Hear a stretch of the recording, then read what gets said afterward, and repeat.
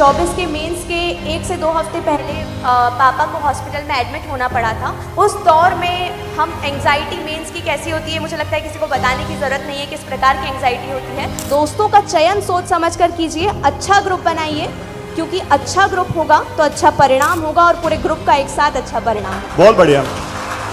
स्वामी प्रेमानंद को बहुत लोग सुनते होंगे, उनके प्रवचन मैं सभी को यही सजेस्ट कर रही हूँ कि उनके प्रवचन सुनिए। कभी भी डीमोटिवेशन हो तो इस तरह के कुछ 1-2 मिनट के वीडियोस आप देख सकते हैं जिससे आपको पॉजिटिविटी आए। आपका लक्ष्य सही हो तो मुझे लगता है कि निश्चित तौर पर आपको सफलता मिलेगी और एक दिन ज़रूर मिलेगी, चाहे समय लग जाए, लेकिन एक दिन आएगा जो आपकी ज़िंदगी परिवर्तित कर देगा। कुल मिला के हर्षिता उन बच्चों में थी जिनको लेके दूसरों के घरों में ताने मारे जाते थे। देखो, हर्षिता के बारे में अभी तक आप सब लोग जान गए होंगे, यस और नो? देखो हर्षिता कितना फेमस हो गया। देखो, हर्षिता की एज बहुत कम है, 23 में इन्होंने एग्जाम क्लियर किया पीसीएस का और दूसरा इनका अटेम्प्ट था। और हर्षिता से देखो अभी मैं बात कर रहा था, और लेकिन मैं चाहता हूं कि हर्षिता आप खुद एस्पायरेंट से एक बार अपनी जर्नी शेयर करो, फिर बातों बातों में हम बहुत कुछ ऐसा आज एस्पायरेंट को बताएंगे जिनसे उनको फायदा हो। कैसी आपकी जर्नी रही, एक बार आप बच्चों के साथ में शेयर कर सको। जी सर, सभी को नमस्कार। मेरा नाम हर्षिता दवे है, मैं मध्य प्रदेश के इंदौर की रहने वाली हूँ और मध्य प्रदेश राज्य सेवा परीक्षा 2024 में मेरा चयन डेप्यूटी कलेक्टर के पद के लिए हुआ है। जर्नी की अगर बात करूं तो शुरुआत 11th क्लास से हुई थी। मेरी मैम ने कहा था कि तुम्हें प्रशासनिक सेवा की तैयारी करनी चाहिए, तो कहीं ना कहीं दिमाग में तो तभी से था, लेकिन औपचारिक रूप से जैसे हम तैयारी कहते हैं, पढ़ाई प्रारंभ मैंने की जब मेरा ग्रेजुएशन का 2nd ईयर खत्म हुआ। 2nd ईयर में मैंने तैयारी प्रारंभ की और जब 1 साल का समय था और मेरा पहला अटेम्प्ट 2023 का था, उसमें मेंस क्वालिफाई नहीं हो पाई थी, कुछ कमियां थी स्वाभाविक रूप से। उन कमियों पर मैंने काम किया और 2024 का परिणाम आपके सामने है। बहुत ही खूबसूरत सफ़र रहा, बहुत कुछ सीखने को मिला। आपको एक चीज पता है, हर्षिता ने 2.5 साल की एज में डिबेट करना स्टार्ट कर दिया था। हर्षिता, इतनी क्या जल्दी थी? सर को ये किस्सा मैं अभी सुना रही थी। एक बहुत बड़ा प्रोग्राम था, कार्यशाला थी, उसमें राष्ट्रबंधु जी ने पूछा कि कोई बच्चा है जो मंच पर आकर कविता सुनाना चाहेगा। और मेरी मम्मी ये किस्सा मुझे बताती हैं कि मैं 2.5 साल की थी, छोटी सी थी, ज़्यादा समझ नहीं थी, अचानक से हाथ खड़ा कर दिया था कि मैं मंच पर आकर बोलूँगी। और वो पहला मौका था जब मैं मंच से जुड़ी। धीरे धीरे बोलने की आदत बनती गई, फैंसी ड्रेस कंपटीशन हो, कविता कहो, कहानी कहो, धीरे धीरे मंच पर बोलती गई। और जब 7th क्लास में थी तब मैंने डिबेटिंग प्रारंभ की। डिबेट कॉम्पिटिशन्स हो, भाषण प्रतियोगिता हो, और कॉलेज में आने के बाद तो और भी बेहतर अवसर मिले। AIU यानी कि एसोसिएशन ऑफ इंडियन यूनिवर्सिटीज़ एक युवा उत्सव का आयोजन करती है। युवा उत्सव में मैंने 2 विधाओं में, वाद विवाद और भाषण, दोनों विधाओं में एक ही साल में गोल्ड मेडल प्राप्त किया। और छात्र संसद में, और इसके साथ ही छात्र संसद, पहली महिला छात्र संसद में मैंने गोल्ड मेडल प्राप्त किया। और बहुत सौभाग्यशाली हूँ, ईश्वर का आशीर्वाद है कि अंतर्राष्ट्रीय युवा उत्सव में मैंने भारत को रिप्रेजेंट किया है 2023 में। देखो, कुल मिला के हर्षिता उन बच्चों में थी जिनको लेके दूसरों के घरों में ताने मारे जाते थे कि हर्षिता तो सब कुछ करती है, तुम क्यों नहीं करते, है ना? सर, मेरे जो रिश्तेदार हैं वो बहुत सपोर्टिव रहे हैं। रिश्तेदारों को लेकर अक्सर एक मिथक चलता है कि रिश्तेदार बहुत टॉन्ट मारते हैं और उनके टॉन्ट से ही हमें मोटिवेशन मिलता है। मेरा अनुभव थोड़ा अलग रहा है। मेरे रिश्तेदार, मेरे परिवार सभी बहुत सपोर्टिव थे। और हम कहते हैं ना, मुख में एक बार माता सरस्वती विराजित होती है। और मेरे न जाने कितने रिश्तेदारों ने मुझे कहा था कि तुम्हारा सिलेक्शन ज़रूर होगा। तो न जाने किस समय किस व्यक्ति के मुख पर माता सरस्वती विराजित हो गई और उनका कहा सच हो गया और मैं आपके सामने खड़ी हूँ। तो रिश्तेदार हमेशा नेगेटिव हो ये ज़रूरी नहीं। बहुत ही बढ़िया। अच्छा, एक बात बताओ, क्या बदल गया सिलेक्शन के बाद? जब से सिलेक्शन की न्यूज़ आई है उसके बाद का एक्सपीरियंस कैसा रहा? सर, जब रिज़ल्ट आया उसके पहले मैं 25 की मेंस की तैयारी कर रही थी। बहुत अनप्रिडिक्टेबल होता है कि क्या होगा, कैसे होगा। जब हम तैयारी शुरू करते हैं तब हमें खुद अंदाज़ा नहीं होता है कि ये तैयारी हमें किस मोड़ पर लाकर छोड़ेगी और किस मोड़ पर लाकर खड़ा कर देगी। बहुत खूबसूरत सफ़र होता है, किसी का लंबा होता है, किसी का छोटा होता है, लेकिन ये मैं आपको दावे के साथ कह सकती हूँ कि पीएससी की तैयारी आपको पद दे या ना दे, लेकिन आपको एक बेहतर इंसान ज़रूर बनाएगी। क्योंकि मुझ में मैंने बहुत परिवर्तन देखे हैं। हम जब पीएससी की तैयारी शुरू करते हैं तो कहीं ना कहीं अनुशासन की, कंसिस्टेंसी की, हर चीज़ की समस्या होती है। कुछ लोग बहुत सामाजिक होते हैं तो उनके लिए बहुत प्रॉब्लमेटिक होता है कि कैसे समाज को छोड़कर अपने आप को एक टेबल में हमें समेट लेना है। मेरे लिए सबसे ज़्यादा चैलेंजिंग यही था। 4 दिन में 1 दिन ऐसा नहीं होता था जब मैं मंच पर नहीं बोलती थी, लेकिन मैंने अपने आप को उन 2 सालों के लिए एक ही लक्ष्य निर्धारित करके अपने आप को उस टेबल और बुक्स में समेट लिया था। और उसी का परिणाम था कि जब लक्ष्य आपके सामने हो, जब आपके पास सही रणनीति हो, जब आपके पास सही दिशा हो और सही मार्गदर्शक हो और आपका लक्ष्य सही हो, तो मुझे लगता है कि निश्चित तौर पर आपको सफलता मिलेगी और एक दिन ज़रूर मिलेगी। चाहे समय लग जाए, लेकिन एक दिन आएगा जो आपकी ज़िंदगी परिवर्तित कर देगा। क्योंकि हमारी तैयारी कई सालों की होती है। 2 साल की मेरी मेहनत थी और 1 सेकंड के उस नाम ने, हर्षिता दवे, जब रिजल्ट में नाम देखा तो मैं बता नहीं सकती कि कितनी खुशी मुझे हुई। और ना सिर्फ मुझे बल्कि क्या था, मतलब जब रिजल्ट आया तो पहला रिएक्शन आपका कैसा था? क्या कर रहे थे आप उस टाइम पे? मैं पढ़ाई कर रही थी, 25 की मेंस थी, तो पढ़ाई कर रही थी और एकदम से कॉल्स पे कॉल्स आने लगे। और मेरे सहपाठी का ही मुझे कॉल आया कि तुम डेप्यूटी कलेक्टर बन गई हो। तो मेरे हाथ थर थर थर थर काँप रहे थे। मुझे विश्वास नहीं हो रहा था कि कैसे अचानक हमारी पूरी ज़िंदगी बदल जाती है। मैं ज़ोर से चिल्लाई, मम्मी दादी मैं डेप्यूटी कलेक्टर बन गई, और हमारे तवे पे रोटी जल गई। मम्मी वहीं रोटी छोड़कर भाग कर आई। और मैंने पापा को कॉल किया, भैया को कॉल किया, सभी लोग बहुत खुश थे। और जो वातावरण होता है वो सचमुच दिव्य स्वप्न लगता है। आपको समय ही नहीं मिलता कि कैसे आप इतनी सारी खुशियाँ एक साथ अपनी झोली में समेट लें। मुझे रोने तक का समय नहीं मिला। हम कहते हैं रिजल्ट को देखने के बाद खुशी के आंसू आंखों में आ जाते हैं, लेकिन मुझे रोने का भी समय नहीं मिला। और पहली बार मेरी आंखों में आंसू तब आए जब मैं भंवरकू आई और मैंने लाखों बच्चों को एक साथ देखा। तो मुझे समझ आया कि मैं कितनी सौभाग्यशाली हूँ। ईश्वर का आशीर्वाद है, मेरी मेहनत है कि उन लाखों बच्चों में से आज मैं एक हूँ। डेप्यूटी कलेक्टर का सपना जो हर व्यक्ति देखता है, जो इंदौर कई सारे सपने लेकर आता है, सबके अपने संघर्ष होते हैं। किसी के व्यक्तिगत संघर्ष हैं, किसी के मानसिक संघर्ष हैं, किसी के पारिवारिक संघर्ष हैं, स्वास्थ्य के संघर्ष हैं, आर्थिक संघर्ष हैं, कई प्रकार के संघर्ष हैं। कुछ सफलता के बाद संघर्ष की कहानी भी गढ़ लेते हैं, लेकिन जो वास्तव में उस दौर से गुजरे हैं वो जानते हैं कि हमें क्या क्या सैक्रिफाइस करना पड़ता है। और उन लाखों बच्चों को देखकर मुझे ये एहसास हुआ कि जो मौका मुझे मिला है, मुझे इसका उपयोग अब समाज के लिए करना है।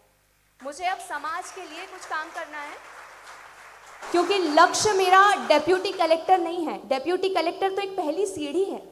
इस सीढ़ी से होते हुए मुझे समाज तक पहुंचना है। अधिकारी तो बहुत लोग बनते हैं, लेकिन वास्तव में प्रशासन में उन लोगों की ज़रूरत है जो लोगों की समस्याओं को समझ सकें और उनका समाधान कर सकें। तो वो मेरा लक्ष्य है।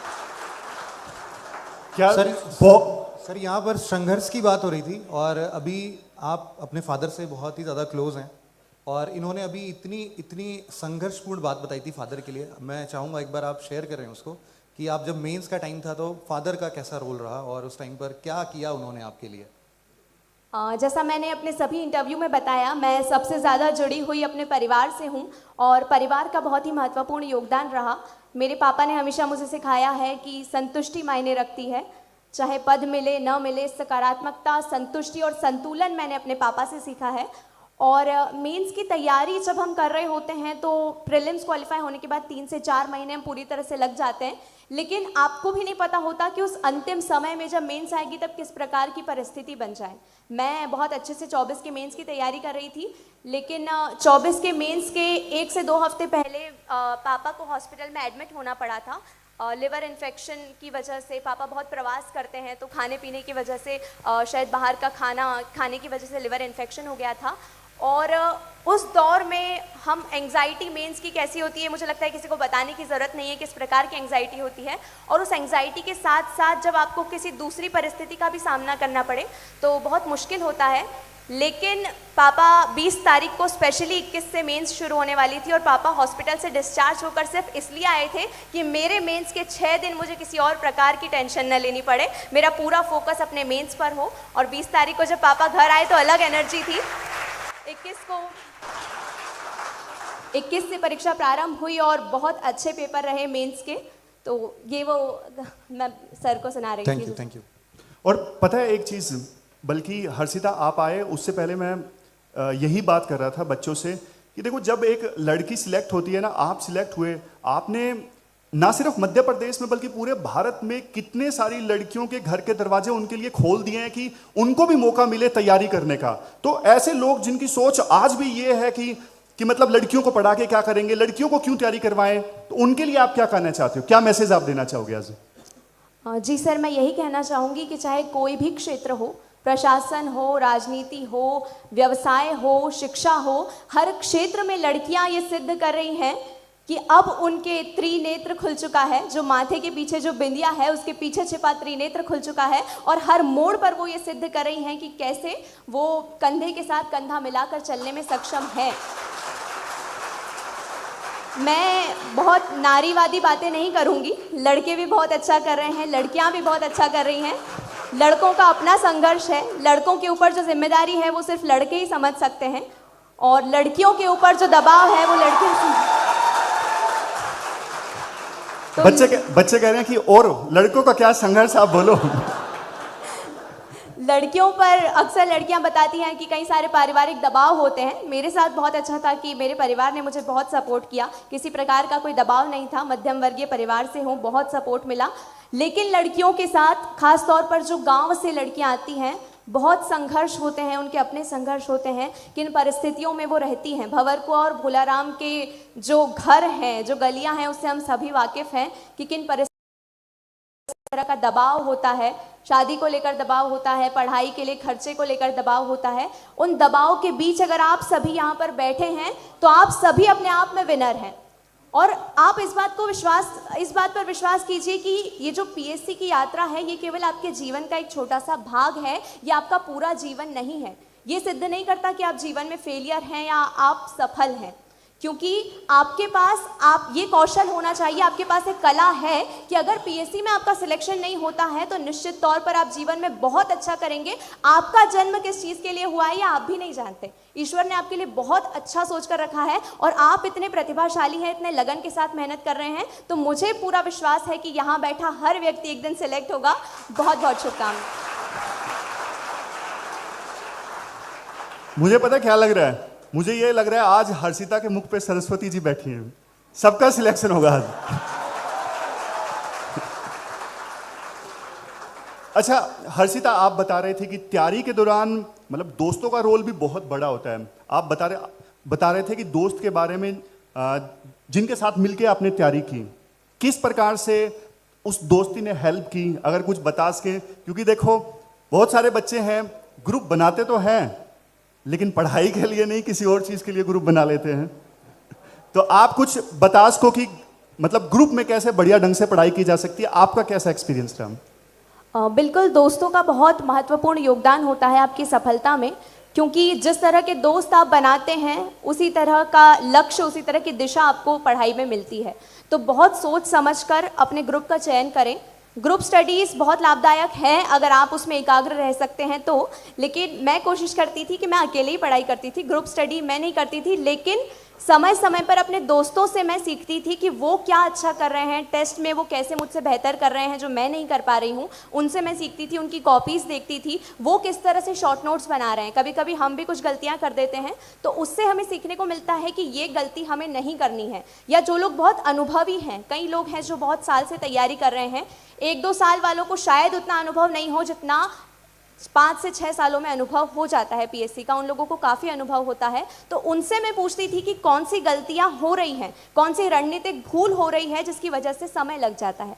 तो उस रणनीति पर मैंने काम किया, क्योंकि नियोजन यदि सही होगा तो परिणाम सकारात्मक होगा। तो मैंने सबसे पहले सभी को यही सलाह दी कि स्ट्रैटेजी पर काम कीजिए, अपने दोस्तों के साथ स्ट्रैटेजी बनाइए, उन्होंने कौन सी भूल की है उसे आप मत कीजिए। उनकी जो स्ट्रेंथ है उस पर आप काम कीजिए। ग्रुप स्टडीज़ आपको हेल्प करती हैं तो ग्रुप स्टडीज़ कीजिए। इसके अलावा आप अकेले पढ़ सकते हैं तो अकेले पढ़िए। उनकी आपको जहाँ हेल्प लगती है, क्योंकि आप लोग यहाँ पर कई सारे लोग, मुझे लगता है कि कोई भी यहाँ पर लोकलाइट नहीं है इंदौर से, ज़्यादातर लोग बाहर से आते हैं। तो आपके लिए जो परिवार का काम है वो आपके दोस्त करते हैं, क्योंकि जब जब आपको ज़रूरत होती है तब आपके दोस्त आपके साथ खड़े होते हैं। तो दोस्तों का चयन सोच समझ कर कीजिए, अच्छा ग्रुप बनाइए, क्योंकि अच्छा ग्रुप होगा तो अच्छा परिणाम होगा और पूरे ग्रुप का एक साथ अच्छा परिणाम होगा। बहुत बढ़िया। देखो अभी तक तो आपको समझ में आ ही गया होगा कि अंकिता ने डिबेट में इतने सारे गोल्ड मेडल्स क्यों जीत रखे हैं। आ गया या नहीं आया? ठीक है अंकिता, आप हर्षिता सर। हर्षिता, अभी अंकिता भी शायद एक टॉपर थी, उनसे हम मिले थे। चलो वो छोड़िए। आज हर्षिता एक चीज, आज आप इस क्वेश्चन को ना सेटल डाउन कर ही दीजिए कि आपने कितने घंटे पढ़ाई की। और ना जब हम तैयारी स्टार्ट करते हैं ना, सबसे पहला क्वेश्चन इवन टीचर से भी यही पूछा जाता है कि सर कितने घंटे पढ़ना है। तो आपने कितने घंटे तैयारी की, मतलब एक दिन में कितने घंटे आप पढ़ते थे? मुझे लगता है कि स्टडी आवर्स मायने नहीं रखते, ये व्यक्तिगत मत है। कोई 16 घंटे में भी बहुत कुछ नहीं कर पाता और कोई 5 घंटे में भी बहुत कुछ कर लेता है। तो मैं भ्रांति नहीं फैलाना चाहूँगी कि इतने घंटे आप पढ़ लेंगे तो आपका सिलेक्शन हो जाएगा, या इतने घंटे आप नहीं पढ़ेंगे तो आपका सिलेक्शन नहीं होगा। क्वांटिटी मायने नहीं रखती, क्वालिटी मायने रखती है। प्रोडक्टिव स्टडी कीजिए, जितना पढ़ें अच्छा पढ़ें, एकाग्रता के साथ पढ़ें। मेरा एवरेज बताऊं तो मैं 10 से 12 घंटे एवरेज पढ़ती थी। जब प्रीलिम्स के पहले या कोई एग्जाम हो तो ज़्यादा भी बढ़ जाता है और कम भी हो जाता है, मत कीजिए, कम भी हो जाता है।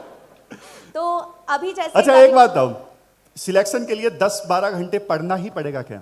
नहीं, मैंने जैसा बताया क्वांटिटी मायने नहीं रखती। मैं 10-12 घंटे में शायद उतना कर रही हूँ जितना कोई और यहाँ पर इतना ज़्यादा ब्रिलियंट हो कि वो 4 घंटे में कवर कर ले। एग्जैक्टली। तो क्वांटिटी मायने नहीं रखती, जो पढ़ें अच्छा पढ़ें और अच्छे से पढ़ें। बहुत बढ़िया। तो अच्छा एक चीज बताओ, न्यूज़पेपर्स में ये क्यों वायरल हो रहा है कि हर्षिता 13-14 घंटे एक दिन में पढ़ती थी? किसने फैलाया है? वो मसाला कौन फैलाता है मैं भी नहीं जानती। अभी बहुत कुछ वायरल हो रहा है। मेरी एक रील आप सबने देखी होगी, लेकिन मैं आपको बता दूं वो रील 2 से 3 साल पुरानी है। 2 साल पुरानी है, जब मैंने तैयारी शुरू नहीं की थी। मैं फर्स्ट ईयर में थी, छोटी थी, शौक था मिमिक्री का और उसने मुझे बहुत हेल्प किया। वक्तृत्व कला का शौक था, आप सभी जानते हैं। लेकिन इसका ये अर्थ नहीं है कि तैयारी के दौरान हम रील बना रहे थे। तैयारी कैसे की है ये हम भी जानते हैं। इसीलिए संघर्ष है, मेहनत है, लगन है, लेकिन एक्स्ट्रा करिकुलर एक्टिविटीज़ का लाभ भी है। ये बिल्कुल मुझे निबंध में बहुत लाभ मेरा मेरे बोलने का, एक ना एक टॉपिक मिल जाता था जो मेरे भाषण का होता था। हिंदी मेरी बहुत अच्छी थी, तो उसका लाभ, एक्स्ट्रा करिकुलर एक्टिविटीज़ का लाभ है। और जो कुछ मसाला चल रहा है 13 घंटे, वो मुझे भी नहीं पता। लेकिन वास्तविकता यही है कि 10 से 12 घंटे मेरा एवरेज स्टडी टाइम था। हर टॉपर का अलग टाइम होता है, हर व्यक्ति का अलग टाइम होता है। मैंने जैसा कहा, घंटे मायने नहीं रखते, आप क्या पढ़ रहे हैं वो मायने रखता है।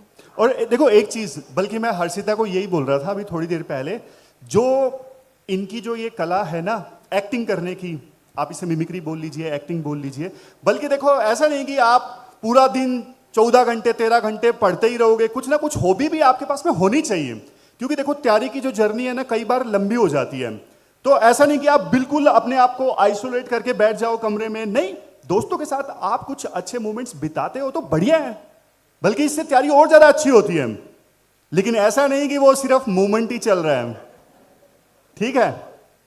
और हर्षिता एक चीज देखो, लाइफ में ना कई बार, जैसे आज ना बहुत सारे टॉपर्स हैं, मनोज से मैं मिला, सामने बैठे हैं, मतलब इन्होंने 7 इंटरव्यूज दिए, 7 दिए ना, 7 इंटरव्यूज इन्होंने दिए। तो कई बार देखो तैयारी के दौरान ना ऐसे क्षण आते हैं, बहुत डिमोटिवेशन महसूस होता है, ऐसा लगता है कि यार मेरा हो पाएगा नहीं हो पाएगा। और ऐसा नहीं है कि ये बाद वाले अटेम्प्ट में आता है, इवन कई तो फर्स्ट अटेम्प्ट भी हम देते हैं ना, तब से सेल्फ डाउट आना स्टार्ट हो जाता है कि मतलब इतने सारे लोग हैं, इतना सारा सिलेबस है, क्या हमारा हो पाएगा। तो जब ऐसे सेल्फ डाउट आते हैं, डिमोटिवेशन महसूस होता है, तो क्या करना चाहिए? बिल्कुल, हम इंसान हैं, रोबोट नहीं है कि एक ही एफिशिएंसी के साथ, उसी दक्षता के साथ ये पूरा सफ़र इसी तरह चलता रहेगा। कई समय ऐसे आते हैं जब डिमोटिवेशन भी होता है, कई समय ऐसे आते हैं जब हम बहुत उत्साही भी हो जाते हैं जब रिजल्ट सकारात्मक आता है। 23 का मेंस मेरा भी क्वालिफाई नहीं हो पाया था, मैंने भी उस दौर को अनुभव किया है। नहीं लगता है, कभी कभी पढ़ने में मन डिमोटिवेशन होता है, लेकिन ऐसे समय में सबसे अच्छा उपाय है कि आप अपने परिवार से बात करें, अपने दोस्तों से बात करें, क्योंकि कई बार हम अपने आप को वो सुझाव नहीं दे पाते जो हमारे परिवार हमें दे देते हैं। सफलता के दौर में सभी आपके साथ हैं, लेकिन असफलता के दौर में कोई आपको ये यकीन दिलाएगा कि आप कर सकते हैं तो वो केवल आपका परिवार है। तो ऐसे में जब भी आपको डिमोटिवेशन हो, कोशिश करें कि अपनी बातों को किसी के साथ साझा करें। और हमारे तकनीकी युग में तो इतनी अच्छी अच्छी वीडियोस अवेलेबल हैं। स्वामी प्रेमानंद को बहुत लोग सुनते होंगे, उनके प्रवचन, मैं सभी को यही सजेस्ट कर रही हूँ कि उनके प्रवचन सुनिए। कभी भी डिमोटिवेशन हो तो इस तरह के कुछ 1-2 मिनट के वीडियोस आप देख सकते हैं जिससे आपको पॉजिटिविटी आए। और जैसा मैंने बताया कि जीवन का एक भाग है, ये दिमाग में लेकर चलिए, ये परीक्षा तय नहीं करती कि आप जीवन में सफल हैं या नहीं। बहुत ही सही बात बोली। अच्छा, एक चीज और, वैसे तो आपका देखो दूसरा अटेम्प्ट था, लेकिन मैं ये पूछना चाहता हूँ, आज यहाँ पे ना बहुत सारे ऐसे एस्पायरेंट्स भी मौजूद हैं जिनका बहुत जल्द फर्स्ट अटेम्प्ट होगा, तो आप कुछ बता सके कि उनको क्या गलतियाँ नहीं करनी है ताकि उनका टाइम सेव हो। जी, जो अपना पहला अटेम्प्ट देने जा रहे हैं उनको मेरा यही सुझाव है कि यदि आपके पास 1 से 2 साल का समय है तो आप शॉर्ट नोट्स बनाने पर काम कीजिए। आपको इस समय उसकी अहमियत समझ नहीं आएगी, लेकिन जब मेंस के वो 6 दिन होंगे, जब आपको कुछ घंटों में पूरा महासागर कवर करना होता है, एक पूरा पेपर कवर करना होता है, तब बहुत मुश्किल हो जाता है कि आप इतनी सारी बुक्स को एक ही दिन में पलट सकें। ऐसे में अगर आपके पास शॉर्ट नोट्स होंगे, एक पेपर अगर 200 से 300 पेजेस में भी आप बना लेते हैं तो वो कीवर्ड्स आपके दिमाग में रहेंगे, और जब आप मेंस में आंसर लिखेंगे तो आपके दिमाग में कहीं ना कहीं उन कीवर्ड्स से आंसर अपने आप क्रिएट होंगे। तो शॉर्ट नोट्स बनाने पर सबसे पहले ध्यान दीजिए। एक गलती जो अक्सर करते हैं, मैंने भी 2023 के अटेम्प्ट में की थी, प्रीलिम्स पहले मत पढ़िए, पहले मेंस पढ़िए। प्रीलिम्स 2 से 3 महीने में कवर किया जा सकता है, लेकिन मेंस बहुत बड़ा है, मेंस का सिलेबस बहुत बड़ा है, मेंस का अप्रोच प्रीलिम्स से बहुत अलग है। तो अगर आप मेंस पढ़ेंगे तो आपके प्रीलिम्स के मार्क्स अपने आप बढ़ेंगे। अगर आपको प्रीलिम्स को लेकर डाउट है तो कुछ कॉमन क्वेश्चंस, कुछ कॉमन टॉपिक्स निकाल लीजिए जिन्हें आप प्रीलिम्स में भी पढ़ सकते हैं और मेंस में भी पढ़ सकते हैं। तो कुछ कॉमन टॉपिक्स पर काम कीजिए, शॉर्ट नोट्स बनाइए, आंसर राइटिंग कीजिए, और जब प्रीलिम्स की नोटिफिकेशन आए तो फिर प्रीलिम्स में लग जाइए। तब ज़्यादा से ज़्यादा क्वेश्चंस लगाइए, हर यूनिट के क्वेश्चंस मार्केट में अवेलेबल हैं, ज़्यादा से ज़्यादा क्वेश्चंस लगाइए। प्रीलिम्स चूँकि फैक्चुअल है तो कोशिश करें कि रिवीजन ज़्यादा से ज़्यादा बार हो। जितनी बार आप पढ़ेंगे उतना आपके दिमाग में वो स्थिर होता जाएगा, वो फैक्ट स्थिर होता जाएगा। एक बार पढ़ने से फैक्ट्स याद नहीं होते बहुत लोगों को, तो कोशिश कीजिए कि सोर्सेस लिमिटेड रखिए, मल्टीपल रिवीजन कीजिए, मेंस पर फोकस कीजिए, शॉर्ट नोट्स बनाइए। जब प्रीलिम्स की नोटिफिकेशन आए तो प्रीलिम्स में लग जाइए, जब मेंस क्वालिफाई हो जाए तो व्यक्तित्व पर काम कीजिए, इंटरव्यू के लिए तैयारी कीजिए। बहुत बढ़िया। तो हर्षिता, बस 1-2 क्वेश्चन और हैं, फिर हम आगे टॉपर से बात करेंगे। अच्छा, मुझे एक बात बताओ कि आप अभी जैसे डिप्टी कलेक्टर बन गए हो, मतलब सर्विस ज्वाइन नहीं की, तो आप किस एरिया में काम करना चाहते हो? कि मतलब देखो, मन में आता है ना कि मुझे इस एरिया में जरूर इंप्रूवमेंट लेके आना है। जी सर, जैसा मैंने बताया, मेरा लक्ष्य अब शुरू होगा। मेरा यही लक्ष्य है कि मैं समाज के लोगों की समस्याओं को समझ सकूं, उन्हें सुलझा सकूं। योजनाएं बहुत सारी चलाई जा रही हैं, उनका क्रियान्वयन बेहतर ढंग से हो, प्रशासन में जो नैतिकता है वो बनी रहे, साथ ही समावेशी विकास सुनिश्चित हो। जो भी योजनाएं हैं उनका लाभ लाभार्थी तक पहुंचे, अंतिम पंक्ति के अंतिम व्यक्ति तक पहुंचे। अंत्योदय हम पढ़ते हैं, अंतिम पंक्ति के अंतिम व्यक्ति तक यदि लाभ पहुंचेगा तो मुझे लगता है समाज का विकास होगा। शिक्षा के क्षेत्र में मेरी काम करने में रुचि है कि शिक्षा में अगर विकास होगा, लोग यदि शिक्षित होंगे तो सशक्त होंगे, सशक्त होंगे तो सक्षम होंगे। तो मेरा यही मंत्र है कि मैं शिक्षा के क्षेत्र में काम करूँ। बहुत बढ़िया। अच्छा, आंसर राइटिंग आप डेली करते थे? सर, मैं कुछ क्वेश्चंस लिखती थी। 17 मिनट का हमारी मैम ने बताया था कि 17 मिनट का आप टारगेट लीजिए और घर पर आंसर राइटिंग कीजिए। लेकिन अगर कोई घर पर अनुशासित नहीं रह सकता तो उसके लिए टेस्ट सीरीज ज्वाइन करना एक बहुत अच्छा उपाय है, क्योंकि कई बार हम घर पर लिखने में उतने मोटिवेटेड फील नहीं करते हैं कि किससे कॉम्पिटिशन है, लेकिन टेस्ट में कॉम्पिटिशन होती है, एक माहौल होता है और आपको आपकी कमियाँ भी पता लगती हैं कि आप टाइम पर कंप्लीट कर पा रहे हैं या नहीं पेपर।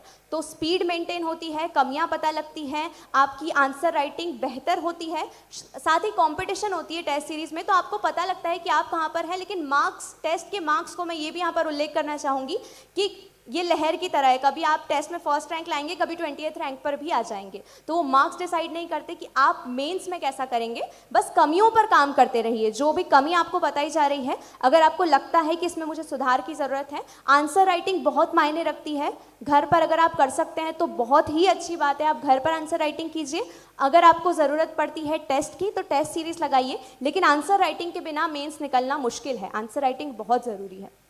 आंसर राइटिंग करोगे ना? और हर्षिता, एक क्वेश्चन जो मेरे से ना हर बार पूछा जाता है, मतलब इंदौर की बात नहीं है, मैं करोल बाग चला जाऊं, मुखर्जी नगर चला जाऊं, पटना चला जाऊं, बच्चों को ना सबसे ज्यादा दिक्कत आती है रिवीजन में। रिवीजन के लिए आपने क्या स्ट्रेटेजी फॉलो की? रिवीजन के लिए मैं यही कहना चाहूँगी कि अगर आपके सोर्सेज लिमिटेड होंगे, अगर आपके पास शॉर्ट नोट्स होंगे, तो रिवीजन बहुत जल्दी हो जाएगा। एक दिन में आप 2 से 3 यूनिट भी रिवाइज कर पाएंगे, 4-5 यूनिट भी कर पाएंगे अगर आपके पास शॉर्ट नोट्स होंगे। अभी आपको सुनने में आश्चर्य लगेगा, लेकिन शॉर्ट नोट्स के साथ ये भी पॉसिबल है।